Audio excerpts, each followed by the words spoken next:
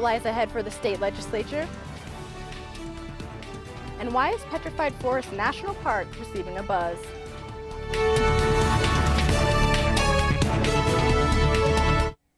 I'm Imani Payne, and this is NAZ Today. Thanks for tuning in. Now, the City Council is making a decision tonight after 5 years of planning on whether to allow the regional plan to go to a general vote. Brooke Cowell sat down with Councilman Jeff Orvitz to give us more information on what voters should learn about the overall goal of this plan. Welcome, Jeff, and thank you for being here. So the City Council is deciding whether or not to approve the regional plan to a general vote. Now, I know you are a supporter of the plan, so why don't you tell us a few main reasons as to why a few people should support this? Well, you know, initially I wasn't supporting this plan, but after months and months of compromise and balance, I feel that I can support this plan now. I was very concerned about the requirement for compact development in it and the lack of planning for the personal automobile previously. And we've addressed those issues, and there's still things in the plan that I'm not happy with and that some people aren't happy with, but overall we've been able to compromise and come up with a pretty decent plan at this point. And tell us a little bit about what the plan is about. Well, the regional plan is a plan for growth and transportation and many issues for a community. It's mandated by state statute, so the legislature said we have to pass this, and here we are. It's been going on for about 5 years now, and finally council's ready to vote on it here real soon, and we'll see if it passes council. Okay, we went online a little earlier and have seen that you've been a little criticized for your pro-development votes with all the labeling and name-calling. Why don't you tell us a little bit about that? Well, sure. I mean, my goal on council, a lot of goals, but I want to grow our economy. I want to make sure that we have jobs for our constituents, and you know, the regional plan was set up in a way that I don't think it was fostering that kind of environment, and now I think it is. So there were some people, some groups that seem to be labeling this plan as, you know, a group influenced this or this group or that group, and I just think that's unfortunate. When you start throwing out labels and name calling, I think you kind of lost your argument. So that's unfortunate, but you know, you can't keep everyone happy, and I think overall though this is a pretty good plan, and I hope that the citizens of Flagstaff will vote on it. And do you expect to see a little more controversy, and from whom maybe? You know, there's certain special interest groups that tend to be on the environmental side that don't feel this plan goes far enough now after the amendments, but I would disagree. I think we found a much more balanced plan, and you know, it's unfortunate. You know, you don't always get what you want. Everybody doesn't always get everything what they want in these situations. So let's hope that they get on board and realize that this is a balanced plan, and we got to take into account the whole community. And the County Board of Supervisors have already approved this plan, correct? Mm-hmm. They approved the draft plan that came out of the advisory committee without any amendments. So our plan is different than the county's plan. It's unfortunate that the county voters don't get to vote on this plan, but I'm working with the state legislature right now to try to change that law so that it would be required in the future that any plan affecting areas outside the city, the county voters get to vote on. Okay, well, thank you for being here with us, Jeff, and we look forward to following up with you in the future on this project. That'll be great. Thank you. In her State of the State address Monday, Governor Jan Brewer shocked the nation as she proposed replacing the state's child welfare agency.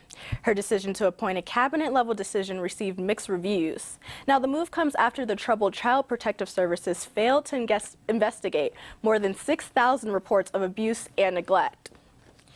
The governor appointed Charles Flanagan, the state juvenile corrections director, to take charge of the new Child Safety and Family Services Division. Brewer also laid out a list of proposals to make Arizona more economically competitive. Now, in addition, she proposes plan to the state aid to student performance on standardized tests. And in an attempt to ban abortion after 20 weeks of pregnancy in the state of Arizona, has recently been deemed unconstitutional and rejected by the Supreme Court. The ruling leaves in place existing court decisions that say that states cannot interfere with the right of a woman to terminate her pregnancy anytime prior to viability, and viability of a fetus is generally considered to start at 24 weeks. Governor Jan Brewer signed the ban into law in April of 2012 and was not pleased with the Supreme Court's decision, saying, quote, "It's a clear infringement on the authority of states to implement critical life-affirming laws." There are 9 other states that have enacted similar bans of 20 weeks or even earlier. However, most have yet to be challenged in court. Now, Petrified Forest National Park is one of the largest attractions in northern Arizona. But has the park's allure been failing over the years? Have visitors been taking not only memories, but picking up mementos as well? NAZ Today went to Petrified Forest National Park and spoke with Park Superintendent Brad Traver of the preservation of this natural wonder.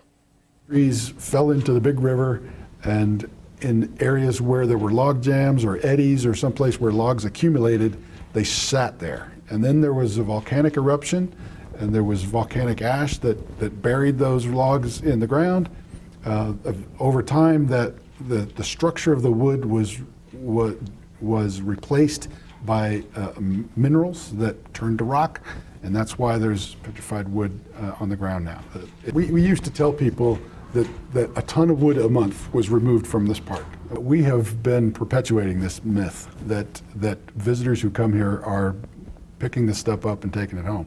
And we've looked into that and found that there's no evidence that that's occurring. And we have found that there is no evidence that any wood has been missing.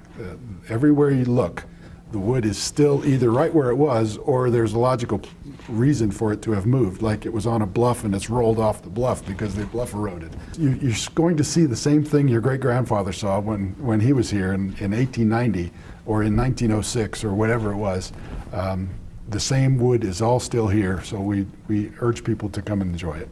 The deposits are all still the same as they were. Our repeat photography shows that even, not just the big chunks that would be hard to carry, but the little chunks that are right next to it that would be easy to carry, those are all still there 130 years later. So it's a myth that people who are coming today are getting a reduced experience from the people that were here, 130 years ago, or even 50 years ago.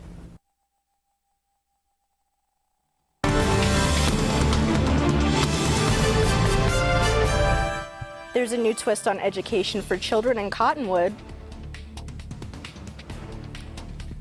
And learn how dog beds can help your furry friend coming up.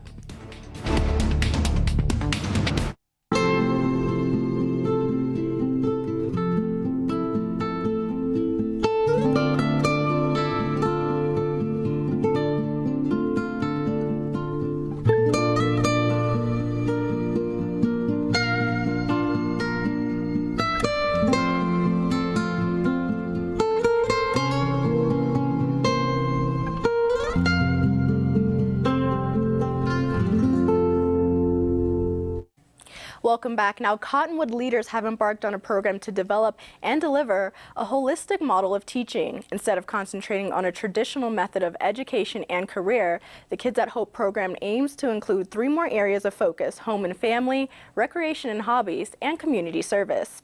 They believe that all children are at hope and not at risk. We are both full of hope. Mangus Union High School Superintendent Paul Ty explains the different train of thought Kids at Hope teaches. This is what I want to be, and not just what I want to be as a professional, but what kind of parent I want to be, how involved I want to be in my community, and that gives them hope.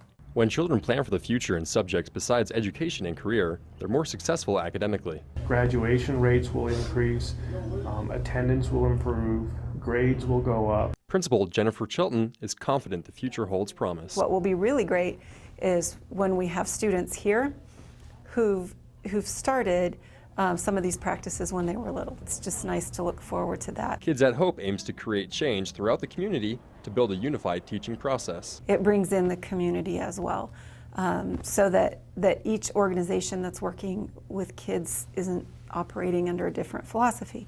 So we have this shared belief system in the community. For NAZ Today, I'm Ryan Maderick. Now, dogs and cats will sleep almost anywhere, at the foot of our beds, on couches curled up next to their owners, or even on us if we let them. But what about the strays at Coconino Humane Society? NAZ Today reporter Mason Agnew went down there to see how they are keeping their animals happy and comfortable.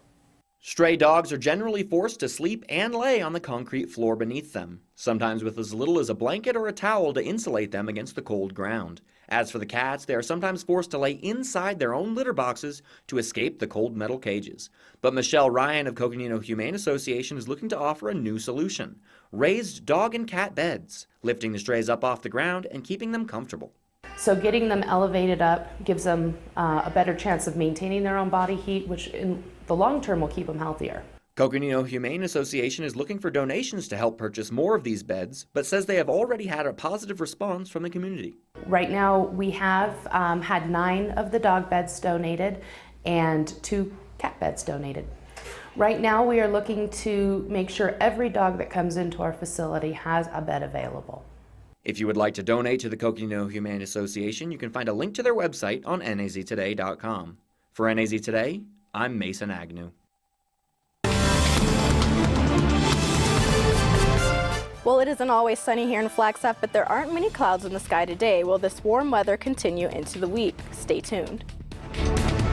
I was an ordinary guy, but I switched to Suddenlink's new internet, and now I can't stop being awesome, because it's the fastest in town. Downloads, uploads, any kind of load, everything just flows, at speeds 13 times faster than phone company DSL. Even when the whole family is online, there's no buffering. With DSL, we were suffering. Yep, anything the phone company can do, I can do faster. Now that I have the next big thing from Suddenlink. Now that I have a house full of easy.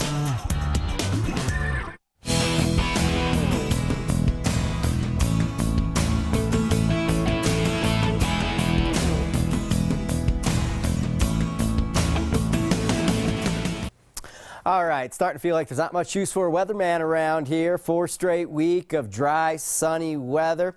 And no surprises out there today. Once again, another very dry and seasonably warm day out there today. I'm a little surprised about the warmth of the temperatures. Was a little bit under this. We were forecasting the upper 40s today, but it seems like day in and day out, the models are continuing to under forecast where our high temperatures are. So I'm going to start nudging up from what I'm seeing on these computer models when we get to the forecast. Our high temperature today, once again, into the low 50s, 10 degrees or so above average for this time of year. We still haven't gotten quite to record type high temperatures. Mid 60s was a record high for this date, set way back in 1943, and each and every night is very seasonably cool. 15 degrees was our early morning low this morning. We did have quite a bit of a northeasterly breeze throughout the day today. It's surface high pressure based inside the interior of the western United States, and the clockwise flow around that brings those northeasterly breezes, which are usually colder coming out of the Colorado Plateau, but there's just not that cold of an air mass up to our north. It's pretty dry and warm up in those neck of the woods too. If we do switch it over to the Pacific satellite from today, here's the upper level high pressure that's centered out in the Pacific, and that's the one that's blocking any type of storm systems from the Pacific from making them in. Notice they got to go up and over the top of this huge dome of warm air, and then you can notice the storm track coming right down the spine of the Rockies, and this is what's bringing in that northerly breeze. It's kind of cold air settling in behind a very weak storm system, and that brings in our northeasterly breezes. But it's not that cold of air. It's way warm out there and very sunny, and that high pressure not going anywhere. 18 degrees overnight tonight. The actual full moon's tomorrow, making our way towards it. 18 degrees is our forecast early morning low. It will remain breezy with the northerly winds overnight tonight. A little bit of a breeze out there tomorrow. Temperature is very similar to today. I think less breezy. Sunrise 7:35 out there for our midweek Wednesday. Here's Wednesday's temperatures statewide. I'm going to warm everybody up like I was talking about. This is a little bit warmer than the models, but this is where numbers have been checking in. Sedona 66, Prescott 62, Payson 61 degrees for you, Winslow 55, Flagstaff, we already talked about that, 53 forecasting in Tuba City. Okay, here's a look at the extended forecast, and it's all sunny skies, very warm temperatures, mid 50s as we round out the work week and right on into the weekend. Maybe a little bit of high cloud cover. That's about all I got to talk about here in the forecast. And you know, things are grim when all we're talking about is a little bit of high clouds here and there. Look at these temperatures down in Sedona, upper 60s, overnight lows down just above the freezing mark. Amani, I'm going to send it back over to you. Nice. Well, thanks for that update, Lee. And thank you so much for tuning in. We'll be back here tomorrow evening. Have a great night.